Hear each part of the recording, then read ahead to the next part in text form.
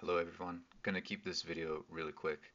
Elon Musk needs to be sentenced to life in prison for illegally gutting the Consumer Financial Protection Bureau and SEC and listing an unprofitable company with almost no scalable revenue for $1.75 trillion. Printing himself 850 million SpaceX shares so that the company, when the company went public, he gained $300 billion in net worth, even though the company is unprofitable. This should be illegal. He should be in prison for fraud. How is it legal to print yourself 850 million shares of company stock?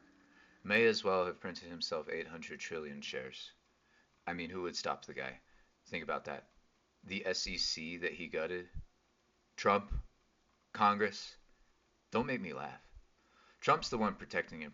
Prosecutors know that if they go after Elon now and win, that Trump would just pardon him. So we can't really get justice for the next couple years. Their only chance is to wait until we have a Democrat as president again in order to pursue a legal challenge against Elon for breaking the law as head of DOGE on multiple counts. If you're questioning the legality of his actions with DOGE, just understand Article 1 of the Constitution gives the power of the purse to Congress, and you can't appoint the world's richest billionaire to come in and rewrite the congressional budget by himself unilaterally. What he did was he unilaterally fired tens of thousands of federal workers across multiple agencies without congressional approval. That's why it was illegal. Congress needed to approve of this. More charges for what he has done with SpaceX. Separate charges for fraud with SpaceX. I'm tired of the discussion of Elon's wealth being so surface level retarded that people say, he doesn't have $1 trillion in cash, you idiots. Okay, so let's rewind the clock a little bit. It doesn't matter if he has $1 trillion in cash. And if you're saying that as a reason he shouldn't pay more in tax, then you're a fucking idiot. Here's why. He bought Twitter for $44 billion and he didn't need to sell a single share of his companies. He didn't need to do anything for a $44 billion purchase. He took out a loan with his shares as collateral. When he became head of DOGE, he did that by donating $100 million to Trump, which is less than 0.01% of his total wealth. So he doesn't need to have $1 trillion in cash to buy all of our politicians and get what the fuck he wants. The discussion needs to be about how can this man print himself $300 billion out of the thin air in SpaceX stock by abusing his power, by manipulating the NASDAQ and Security and Exchange Commission to bend those organizations to his will so that he could commit fraud with SpaceX. This needs to result in serious consequences. This was probably his plan from the very moment that he gave Trump money for his 2024 presidential campaign.